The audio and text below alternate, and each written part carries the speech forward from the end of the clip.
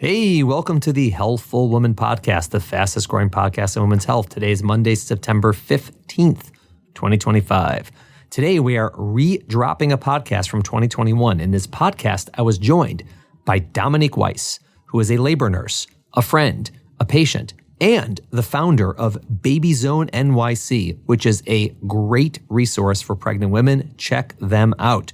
In this podcast, Dominique tells the story of the delivery of her twins. Just last week, I was meeting with a patient who was pregnant with twins who asked me what delivery would be like. I started to go through it and then I said, you know what? Just wait until next Monday and let Dominique tell you on the podcast. Next week, we're going to have a mailbag podcast, and the following week, our annual Fasting and Pregnancy podcast in honor of Yom Kippur. Then in the month of October, which is Breast Cancer Awareness Month, we're going to redrop a bunch of podcasts related to breast cancer. We're also going to be highlighting the amazing work of Sharsheret, which is a fantastic organization devoted to supporting women and families with breast and ovarian cancer. And as I announced a few weeks ago, I recently had the honor and pleasure to join their board of directors. All right, thanks for listening. See y'all next week. Welcome to today's episode of Healthful Woman, a podcast designed to explore topics in women's health at all stages of life. I'm your host, Dr. Nathan Fox, an OBGYN and maternal fetal medicine specialist practicing in New York City. At Healthful Woman, I speak with leaders in the field to help you learn more about women's health, pregnancy, and wellness. All right, Dominique Weiss, welcome to the podcast. I'm so happy to talk to you. How are you? I'm great. Thanks for having me on, Dr. Fox. I love that you call me Dr. Fox. It's adorable. It's the way I've known you for, I think now 15 years. Oh, dear Lord. Oh, my God. 13 years, I think. Yeah. Wow. Yeah. So we're going to be talking about the birth of your twins in 2015, but we've known each other, as you said, much longer than that in your capacity, I guess, as a labor nurse at first, right? Yeah, that's how we met. Mount Sinai labor floor. It was around 2000, I think 8 or 9. Yeah. Unbelievable. Wow. Well, and then here you are having twins yourself. It's a wild ride.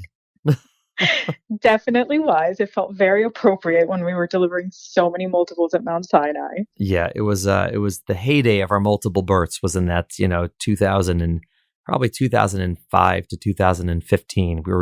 We had a ton of twins coming through. We want to thank our fertility colleagues for the business. I'm really excited to talk to you about your own birth.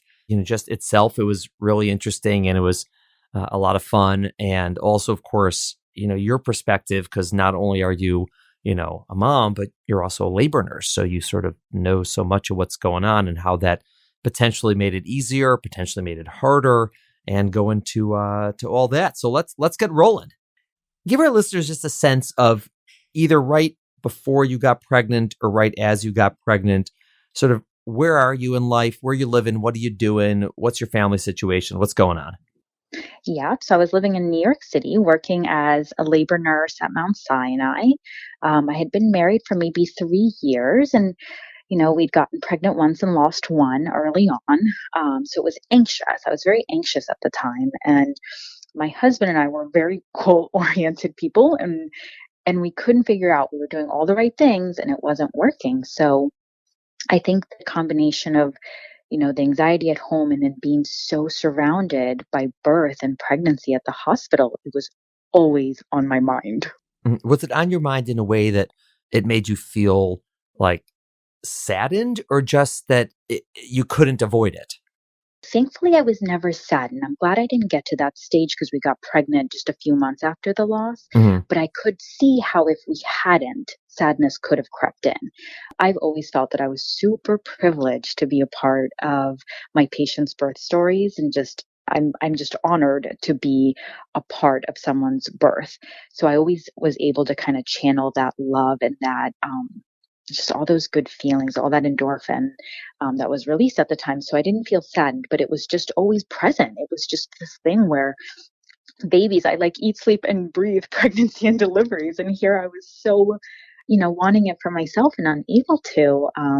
But thankfully it wasn't sad. It was just more like, okay, when's it going to happen for us? Right. And when did you find out you were going to be having twins? Because that must have been a surprise.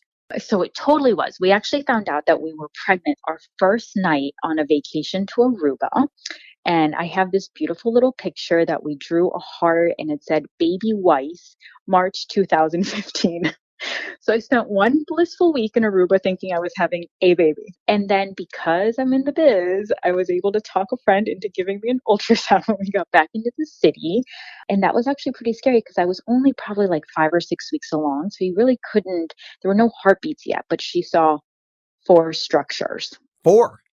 Four. Oh, all Four right. I didn't even structures. know that. All right. Here we go. Yeah. Oh, yeah. There's so then obviously she's like, I need you to come back next week. And Sorry I'm I like, did that ultrasound. totally. I think she was very sad that she did that ultrasound. So we came back the next week and we identified I'd released two cysts.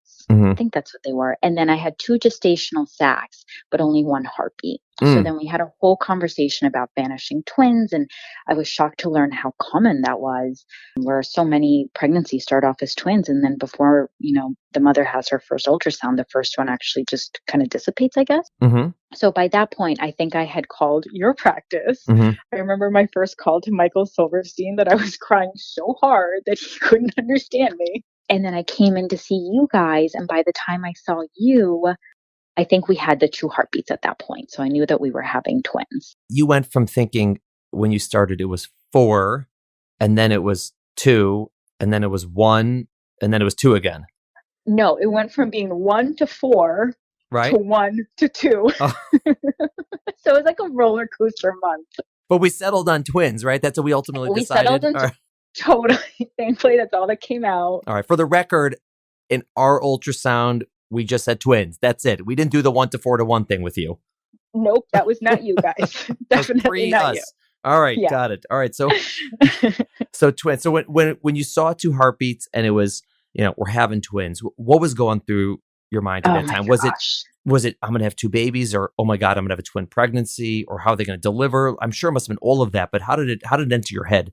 So I started laughing and crying and shaking all at the same time. I distinctly remember my husband saying, "We're going to need a bigger boat." And I was like, "Did you just quote Jaws?" Yeah. What is going on here? That's how surreal this whole thing was. I'm like, where am I? What's going on? What do you mean there's two? And it didn't happen that night, but I think by the time, maybe like the next day or the day after, I started processing the fact of twins. And you and I've seen so many high risk twin pregnancies and deliveries that's immediately where my mind went. I was afraid of twin to twin transfusion. I was afraid of mono twins. I was afraid of preterm. I was afraid of losing them. Oh my gosh, it was a very fear-based first trimester for me. So that's where your being in the biz was not so good for your mental health. Exactly, totally. I had seen too many things. Did you know before you were pregnant that you were going to come to us for your pregnancy, or was it, oh, I'm having twins, I should go to these guys? If I had been pregnant with one baby, I think I would have looked for a birthing center. Got it. There you go. All right. Yeah, I didn't want to be at work having my babies. I didn't want to be analyzing my own tracing or like flipping myself if I saw a D cell. Right. No, we don't mind being second fiddle. That's okay. No, it's fine. Well, listen, as soon as I found out that it was twins, you guys were the only practice that I would have gone to. These guys are just crazy enough to do what I want. All right. Got it. Okay. Vaginal delivery. So you come to us and you're having twins and you have all these things going on in your head. Obviously, some of them must have fallen by the wayside as the pregnancy progressed a little bit because you realize, all right, they're not mono. They're not in the same water bag. They're not even identical. So that's not going to happen. So some of that must have gotten a little better, right? Yes. After the first trimester, I felt so much more comfortable in the pregnancy. And I think that first loss, I lost at 9 weeks with the first pregnancy. Right. After I cleared that hurdle as well, I felt much, much better and more comfortable and confident that the pregnancy was going to stick. Right. Okay. So how was it physically for you? I mean, listen, people don't know you. You're young, you're fit, you're positive. How are you feeling? I felt great. I was constantly tired. I distinctly remember coming home one day, and I think I was about 8 or 9 weeks, and I sat down on my bed to take off my shoes and woke up hours later with one shoe still on. So I was exhausted. I didn't really have terrible nausea or any vomiting. I was just really tired. And I remember one of the first signs of the pregnancy was how terribly my breasts ached. They were just so achy and sensitive and heavy from the get go. And that stuck around for most of my pregnancy. So I feel like that was one of the lesser known or lesser, kind of discussed symptoms of pregnancy. But for me, it was so like in front of everything else that was going on with me, especially that first trimester. And you were still working full time throughout? Yeah, I stayed working full time till 27 weeks when I started developing preterm contractions. Mm-hmm. Thankfully, my cervix was never involved with any shortening. So we just decided to put me on modified. I stayed home from the hospital. I was still doing classes and I was still, up and walking around. And you guys gave me permission to still do yoga and exercise, but I was just trying to take it easy. Yeah, I mean, it's hard to work a 12-hour shift. Forget about twins, just being pregnant in the third trimester. It's physically taxing. And then with twins, all the more so. At what point did everyone at work know that A, you were pregnant and B, it was with twins? I took that old traditional route and kept it to myself the first trimester, which I kind of questioned myself about now. I think I was so scared that I was going to lose again that I didn't want to have to share that process with my colleagues. But I think hindsight, they would have been so supportive through it. Right. And they wouldn't have complained why you falling asleep on the job and throwing up or whatever. Exactly. It would have made it so much easier to explain those things. Why is Dominique out partying every night? She's so tired and hungover every day. My God. She's really got to grow up that one. One day I'll grow up. What about your family and friends? Did you tell them around the same time? Yeah. So after we got that big blood work, what I think was around the anatomy scans that we told our parents, we had them over and they were very suspicious. Like I think they knew we were going to announce the pregnancy. Suspicious but of what? I don't know. Like, this one is sneaky. Yeah, look at her inviting us over for lunch. Weird. I spent entirely too much time on Pinterest and I had found this very clever way of announcing. I carved a pumpkin to look like a baby carriage and then I filled it with all these different fruits and I took 2 peaches, carved blueberries for eyes, and then put passies in their little peach mouths. And when they all came over, I said, hey, does anyone want any fruit to start? And we turned the watermelon around and the grandmothers just shrieked like for a while. And we actually have twins on both sides of our family. So his sister had identical twins and I have cousins. I have several cousins with twins, fraternal twins on my side. So I think everyone was all thinking the same thing. Oh no, there's 2 of them. Oh my God. But like in the best way possible. Did you know that what you were going to be having in terms of boy, girl? Yes, I definitely found out early and I could not believe it. I had wanted boy, girl twins from the moment I found out I was pregnant. And I was so like in disbelief that I was getting the boy, girl that I made the sonographers check my daughter until I think she was like 22 weeks along. And I was like, can you just make sure it's still a girl? I remember Nikina looking at my husband and saying to him, you're either having a son or a daughter or a really awkward conversation in 10 years. Yeah. Just cracking up about, just how I just couldn't believe it. I couldn't believe I'd gotten so lucky to be getting exactly what I wanted. And other than the contractions in the third trimester, how did the pregnancy go for you? Super smoothly. I had to go to the bathroom every hour. That was definitely challenging, especially at nighttime and then getting back to bed. I am short and I carried to term. So physically that last month I delivered at the end of January and I called all of January Jabba the Hutt January because I felt like Jabba the Hutt or like walking outside to take my dog for a walk was challenging. Getting my shoes on from like the 5th month was challenging. Well, how much weight did you gain? I gained 58 pounds, I believe. Every single one of those pounds was perfect. Throughout the pregnancy, so we're monitoring you and you're going great. And they were growing and we knew that they were a little bit different in terms of size. I think ultimately we were a little bit surprised at birth at the difference in their weights, but we knew that there was that the baby A was a little bit smaller than baby B. Yeah.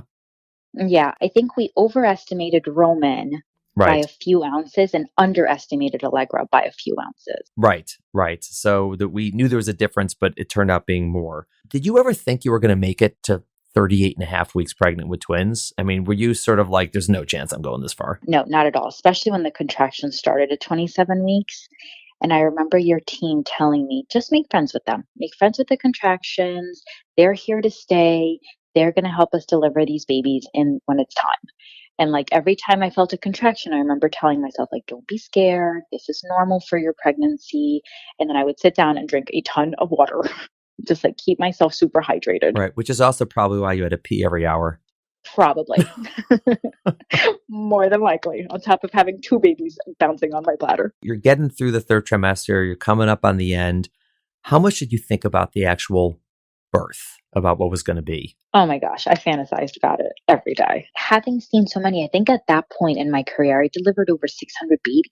Wow. So I had seen so many different, emotions and outcomes and tears of happiness and tears of sadness. And I just wanted to know, like, what was mine going to be like? And I remember I'd started my meditation practice about that point.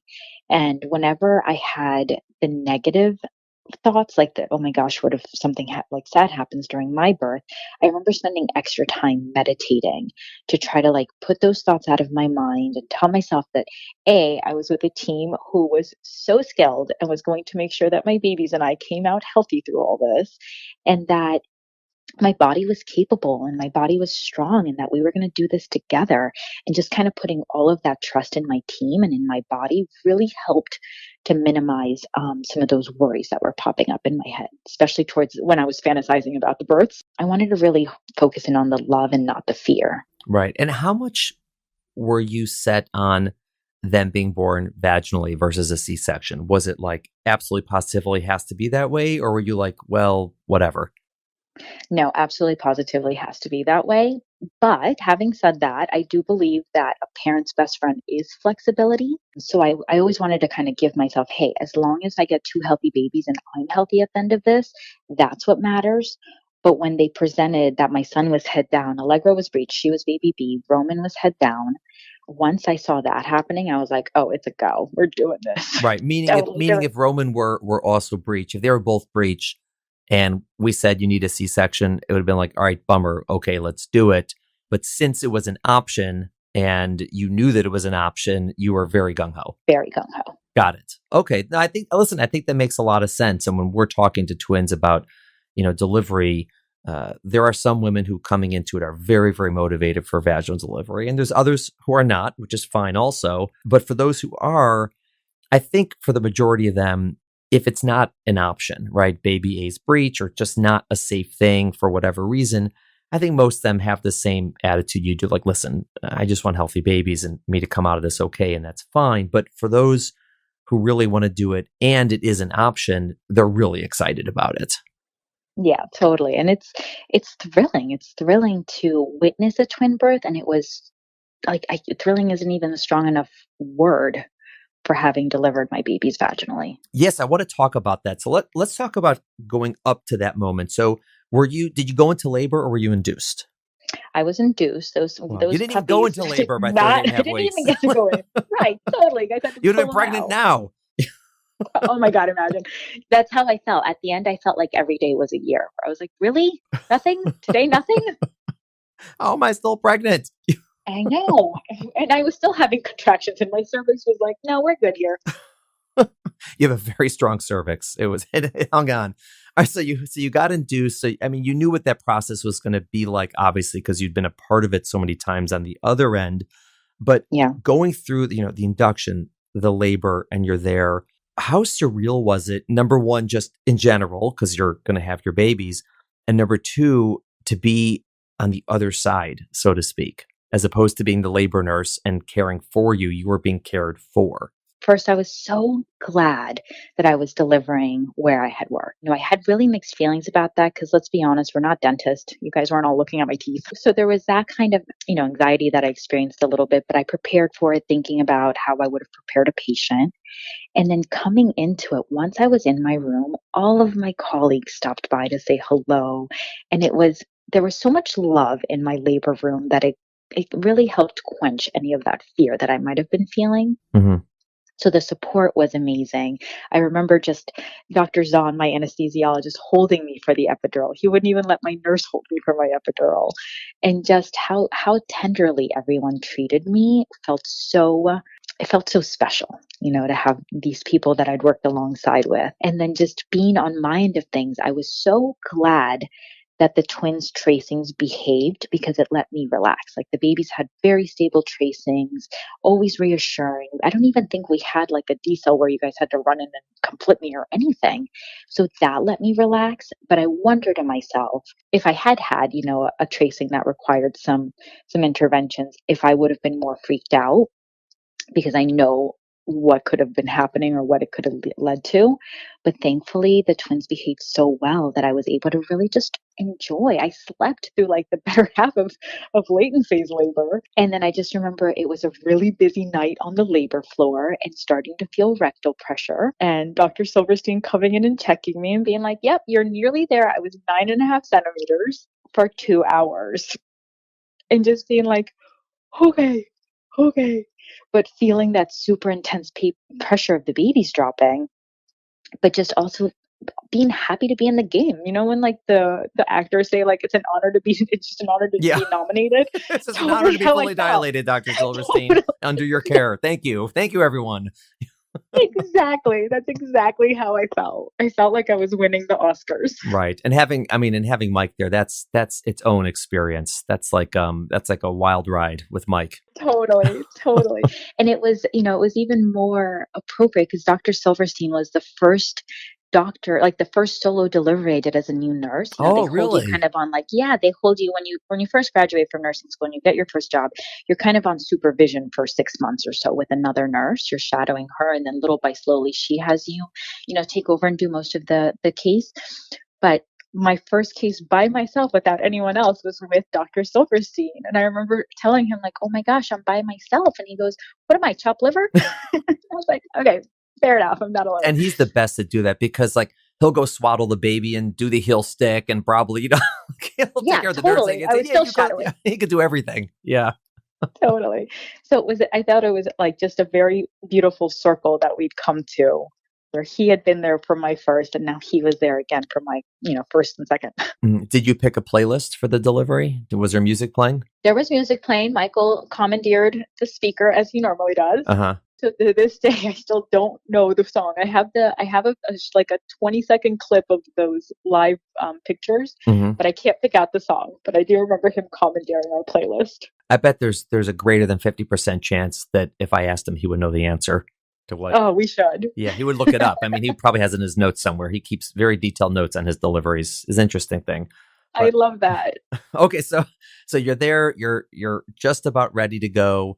And I assume they brought you into the operating room. And how many people are there with you? 50? Oh my gosh, that's what it felt like. No joke. I remember when I was like getting moved to the OR table, I looked out of the door and our operating room doors have almost like windows. Mm-hmm. And I swear I saw 3 med students arguing over who was going to go in and watch. And in the end, I told Dr. Silverstein they can all come in because I understood, I was having not only just a twin delivery, but we were also going to have to do a breech extraction on Allegra. And like, how often do you get to see that as a med student? Right. So I think in the end, 50 is about a good estimate of how many people were in there.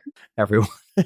But honestly, it was me. I was in there. I can't tell you once I started pushing.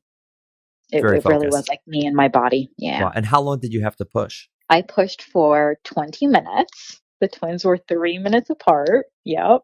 You pushed and you delivered Roman. And tell me about that right at that moment.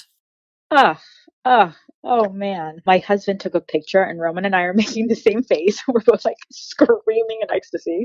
It was the biggest surge of love I've ever felt in my entire life, where it just felt like my body sang. Like how do I put that feeling into words? It was beautiful. I felt so strong. I felt so happy. I felt so capable. I felt so proud.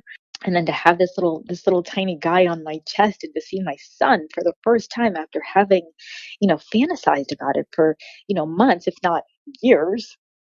It was a really, really special moment, followed very quickly by a plummet in blood pressure, which left me super dizzy to push Allegra out. Why did your blood pressure drop? I'm not entirely sure, but I just remember, I think the anesthesiologist said it, like her blood pressure's dropping, and just the baby getting whisked off, and then Dr. Silverstein saying, okay, time to do it again. and so he obviously, it's a breech extraction. He had to reach in to grab Allegra by the feet. So what was that like physically? Did you feel that? Was it painful? Was it just intense? Like, what was going on? Yeah, honestly, I don't remember. I think the body is so kind to you in those moments that I don't remember any pain from him reaching in to grab her by the feet. I do remember her being born, Hmm. and I couldn't at that point. My blood pressure was so low. I was so dizzy. I wonder if they gave you a bunch of epidural beforehand, which dropped your blood pressure. That's a Yes, possibility. I think that's what happened because my epidural bag had run out. The Hmm. cocktail had run out in the room, so I was feeling so much. I'd started to feel my contractions. Hmm. So I think that that's what happened, that I got a dose when I got into the operating room. And so Allegra and I couldn't even do skin to skin when she was first born because I was so dizzy. And I always mention this because I I feel like some of my patients get disappointed if they can't do skin to skin with their babies right away. Hmm. And so I always say, listen, I get it. I didn't get to do it with my daughter, but I did it with my son. And I'm happy to report that I am equally emotionally bonded to both of them. I'm more bonded to my son because I did skin to skin with him following birth and like less so with my daughter because I didn't get to do it. Hmm. So I Wow. feel like sometimes as a nurse, you get these experiences and it helps you be a better nurse and to be more compassionate when we provide care. Yeah, no, I think that's a great point. In terms of the breech extraction itself, did you have any hesitation about that or fears about that? Or were you like, oh no, I've seen this. This is going to be great? I felt good because I knew that I'd seen Dr. Silverstein do it before. Hmm. My fear was the episiotomy. And that's something that like I often think still like I could have lived a happy life without that. But I got what I wanted. So I always tell my patients, especially my twin patients, you're going to, if you get what you want, just remember that there's parts of it that you might not be aware of the side effects of. And the Right. episiotomy was definitely one for me. But I felt comfortable and I felt confident in Dr. Silverstein's skill. I think more so because I had seen him do it. So I wasn't so nervous about that. It was the episiotomy. Okay. And she was much bigger. I mean, he was 5 pounds and Five change, and she was four. 7 plus. Yeah, exactly 2 pounds over. Wow. It's interesting because, eh, in hindsight, when you look at those weights, it probably just would have been fine, but it would have been bordering on the weights where we wouldn't have attempted a breech Yeah, the extraction. Yeah. discordancy. I think if I do the math, it was close enough that would have been okay, but we were getting there, and yeah, it takes skill to do that second twin as a breech. It's not the easiest thing in the world to do, and obviously Mike's done a ton of them, and you'd seen him do a ton of them, so that's great. But some people have a lot of fear going to that, and some people actually don't even want us to do it, and they just do a C-section instead. Not so much in our practice. I think a lot of people come to us specifically to deliver twins vaginally, Yeah. but some people are very uncomfortable with that. And when you're done and you have these two babies sitting there, and how was that? Oh, it was like my every dream come true. Like, have you ever wanted something so, so, so bad and worked so, so, so hard on it, and then you get it, and it's as delicious, if not more so, than you thought it was going to be? I feel like I only have a handful of examples of that, and the twins' birth is that, where it was just. I was so happy. I was like blissful, honestly. I have this one picture of me in the recovery room with both of them on my chest and the smile on my face. Like I feel like I'm like right up there with Mona Lisa. I can see the like happiness oozing out of me. It's amazing. Wow. And Yeah, it really was. so this is 6 years ago now. Looking back on all of this, right? So you're not in the moment, but you're looking back. What do you take away from the whole experience of, having a twin pregnancy, having it thankfully just go so well, and having, the birth experience, essentially what you wanted and what you were dreaming for, and it just worked out great. How do you sort of process that? I subscribe to this thought of life that you can manifest things, right? Your mind is so incredibly powerful that if you want good things to happen, you look for the good things. And then when you find them, you're so focused on them that the negative parts kind of melt away. They take kind of like the back seat. And so my whole life, I've been like terribly optimistic, probably annoyingly so to some of my closer friends and family. And that's just how I approach my pregnancy. Like, yes, there were the discomforts of a twin pregnancy, but the excitement of it all was what I focused on so much, right? Like, I was always looking for silver lining and things. And I think that that's what helped me. First two babies, that's a lot. There's some women who just wouldn't even want that from the get go. I got the two babies, I got the vaginal delivery, we were all healthy through it. And just the gratitude that I experienced then and every day since then for having these two little people in my life is just, the first thing I think about in the morning and the last thing I think about when I'm, maybe not the last thing, but when I'm putting them to bed, certainly I think about how lucky we all are to live this life and to be able to live it together. That's amazing. And how has it affected you professionally? Because you're in this world. The fact that you had your own birth and your own twins.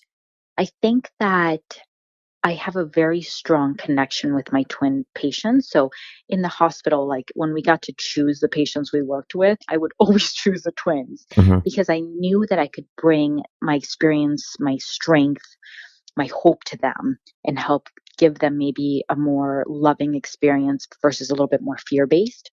So I would always choose the twins. And now with lactation, I was able to breastfeed those babies for a year. I feel like I have so many tricks up my sleeves for my twin clients that it's just kind of given me this like niche in our industry where I can relate so much to them, and having walked in their shoes, I can, hear their experience and say, okay, well, let's see if that's what you're struggling with. Let's get creative.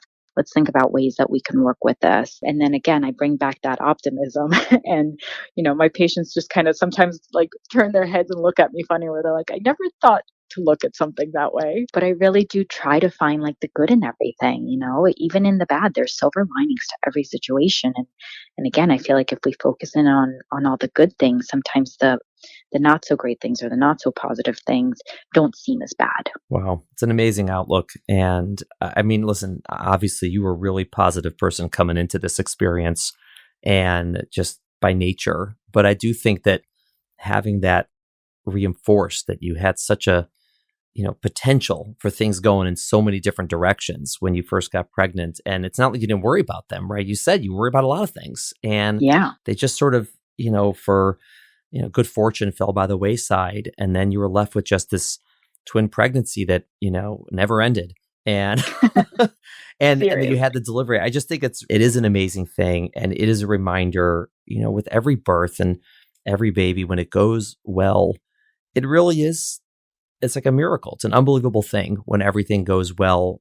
Because when we're in the business, we know all the horrible things that can happen. Yeah. And, we tend to focus on them because they stick in our memories. Like, oh my God, when that bad thing happened or that bad thing happened. But most of the time, it just goes really well. And everyone has a wonderful birth and a healthy kid and an amazing experience. And that's such a blessing that we take for granted so frequently because it's human nature to take it for granted, but we do. And to sort of hear all these stories just reminds us really how blessed we are that it usually just goes amazing. Yeah, totally. Absolutely. And, I challenge everyone to think about the positive, find the positive, especially when you're feeling negative or when there's so many challenges around you. Make that gratitude list. 3 things in your life that you're grateful for. It could be your morning cup of coffee. It could be anything. But when you really focus in on the good, it can be really life-changing. Dominique, thank you so much for telling your story and obviously for helping women through their own pregnancies and through their own stories. But getting to hear from you is really cool. It's also great because obviously I and my partners, we got to have a small part in it, which was pretty awesome to watch someone who and you respect and you like to go through this is it's a pretty cool thing from our end as well. It's a lot of fun to be involved in your pregnancy in whatever capacity we can. It's just pretty awesome. Yeah, I was so thankful, and I actually give you guys huge parts in that pregnancy. You guys did not play a minor role. You guys were the ones who reassured me. Every time I went in, everyone was so reassuring and everyone explained everything to me. And anytime there was something that didn't align the norm, it was explained until I felt comfortable understanding it for myself. And I remember you always coming in with the ultrasounds and saying A+. We're like, or eggs of a 23-year-old. I remember just it's so funny. So it was, your team played such a huge role in my ability to settle in and enjoy that pregnancy. All right. Well, thank you for coming on the podcast. I really appreciate it. Oh, it was my pleasure. Thank you for listening to the Healthful Woman Podcast. To learn more about our podcast, please visit our website at www.healthfulwoman.com. healthfulwoman.com. That's HEALTHFULWOMAN.com.